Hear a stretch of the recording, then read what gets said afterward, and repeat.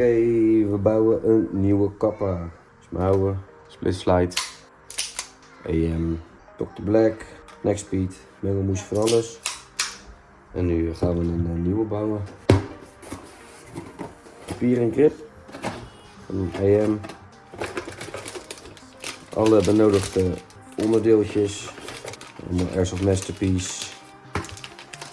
Zeerspring, Jagger rearside, disconnector, Maple Leaf bucking. Nou, die van EM was uitverkocht, dus we hebben gekozen voor een Coco.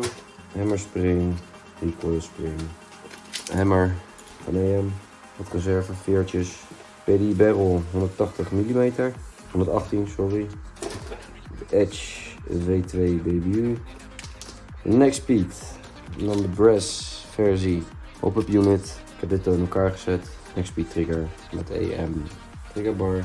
Deze hebben we ook. Mocht deze niet werken, doe ik die maple erin. Deze is gewoon reserve. Thumb grip. En het mooiste van alles, de Infinity Slide. Ik heb hem al een beetje ingewerkt. Als het goed is die super smooth. Niks mis mee. Ik heb hem nog een beetje inwerken. Dan schoonmaken, invetten en klaar. Maar dat gaat super soepel. Deze ook. Super netjes. En ik uit het. Ik ga beginnen met het frame, met de slide. Dat is leuk om te doen, vind ik. Daarvoor heb ik ook nog hier zo'n reserve onderdelen. En dan ben ik op zoek naar de short stroke rings.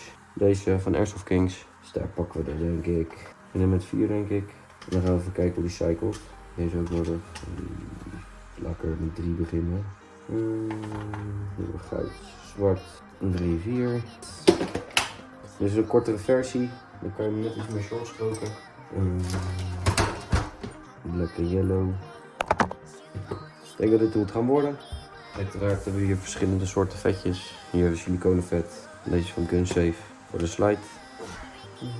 Deze vet er een beetje in. Vindt hij lekker, vindt hij fijn. Nu ook een beetje. Mooi. Deel 1. Pop-up unit. Maple Leaf. En de PDI barrel.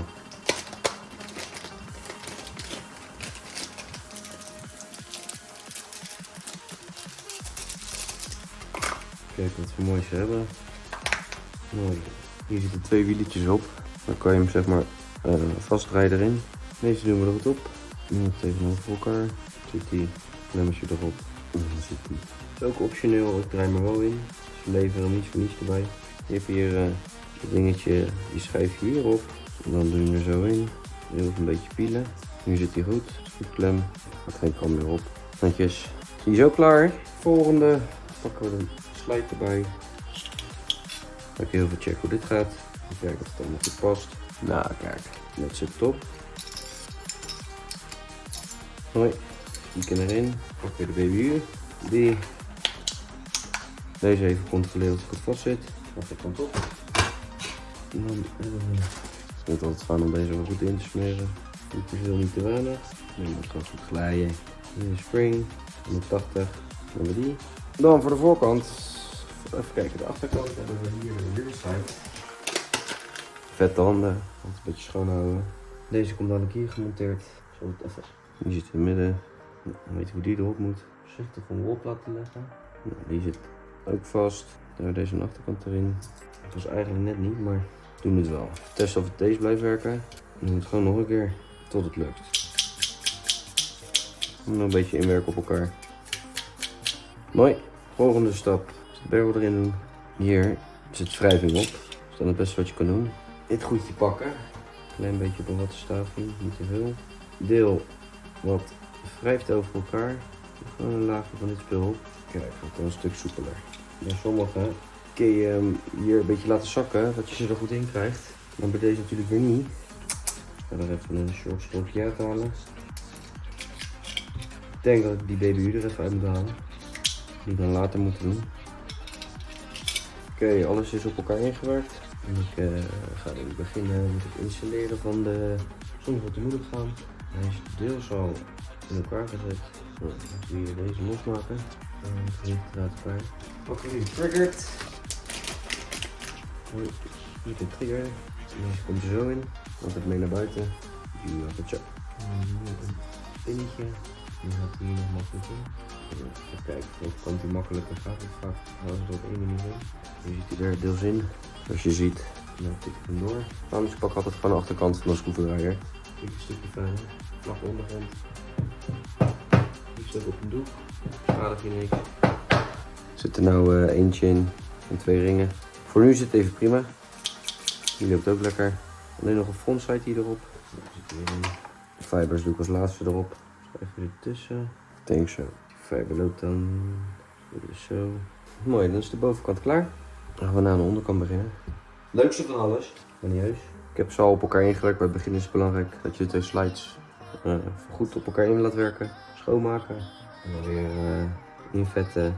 Weer over elkaar heen halen. Weer schoonmaken. Als je ziet. Het laatste heb ik nog niet gedaan. Smeren we hiermee in. Het lijkt niet heel lekker. Ik ga ze even op elkaar inwerken en dan ben ik weer terug. Die zit erin. Ook daar natuurlijk weer een lekker sipje olie. Die fan. En dan doen we er een beetje olie op. En denk je niet dicht. Dan gaan we hem even een paar keer heen weer halen. Doet niks raars. Mooi. Hier een sippie. Hier een sippie. Maar ik merk wel dat dat pieletje er net een beetje tegenaan loopt. Dus ik kan het beter nu gaan oplossen. Zodat je hem daar 100 keer heen en weer moet halen. Klein veldje voor. Die zit mooi. Dan pakken we de disconnector en de valve. Pas op, er zit een heel klein veertje in ook. Die leuk te plaatsen, geweldig.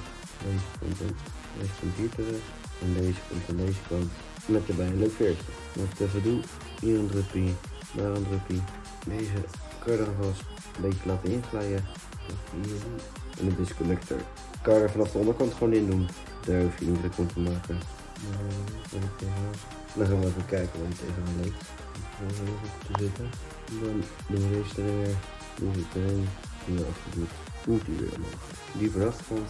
En hier het mooiste van alles. Die grip. Blackwell. De grip screws. En hier zit een speciaal gaatje voor een schroefje. Als je die erin doet, zit je gripzeetje vast. Dus dan heb je daar geen last van. Die gebruik ik zelf niet. En deze. De hammerspring. Ik heb 90% genomen, die iets lichtere. Maar ik heb dan toch een paar reserve, die zijn wat meer procent, die zijn wat krachtiger.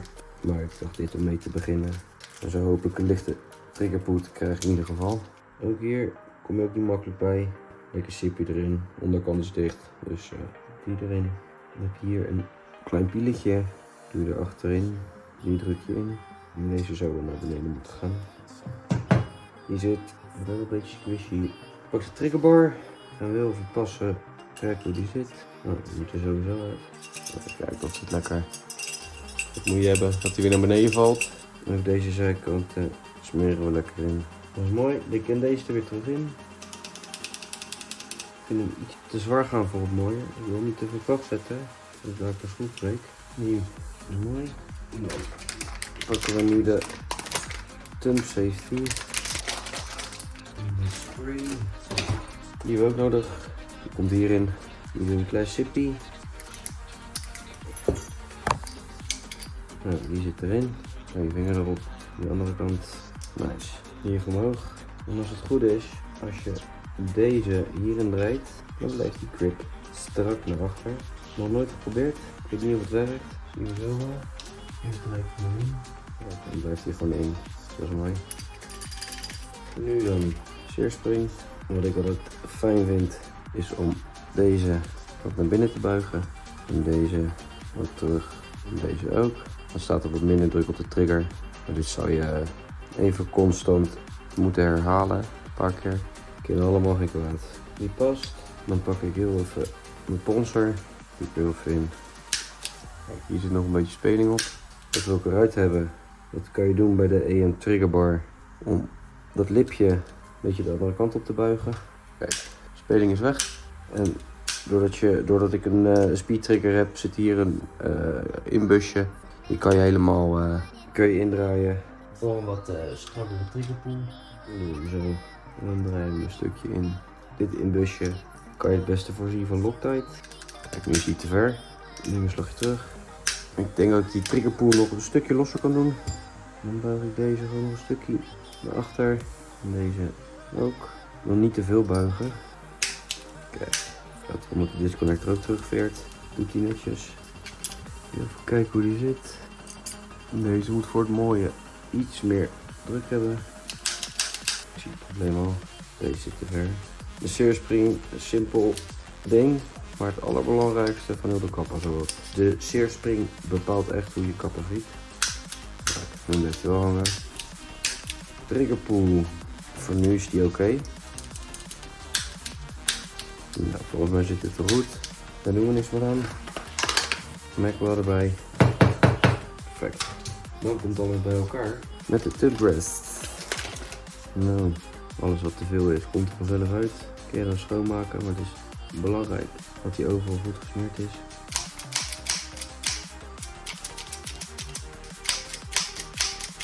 Nou moet hij even ingeschoten worden. Zorgen dat het vet lekker overal komt. Hij loopt nog niet heel lekker, zoals je ziet. Moet je er gewoon een beetje uit doen.